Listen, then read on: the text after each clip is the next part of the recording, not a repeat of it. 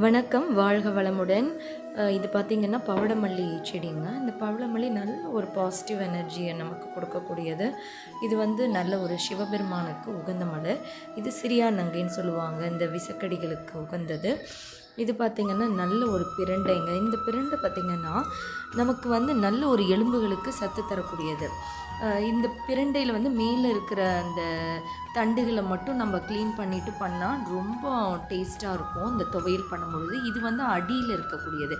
இதை வந்து நம்ம யூஸ் பண்ணுறதுக்கு பதில் இந்த மேலே இருக்கிற இந்த கொழுந்தை இருக்குது இல்லைங்களா, அந்த பிரண்டையை வந்து யூஸ் பண்ணிங்கன்னா நல்ல ஒரு டேஸ்ட்டாக இருக்கும். அதுவும் நல்ல ஹெல்த்தியானது. இந்த சுண்டக்காய் பார்த்திங்கன்னா இது வயிறில் இருக்க அல்சர், அப்புறம் பார்த்திங்கன்னா ஹியூமோக்ளோபினை இன்க்ரீஸ் பண்ணக்கூடியது. இது எல்லாமே எங்கள் தோட்டத்தில் தாங்க இருக்குது.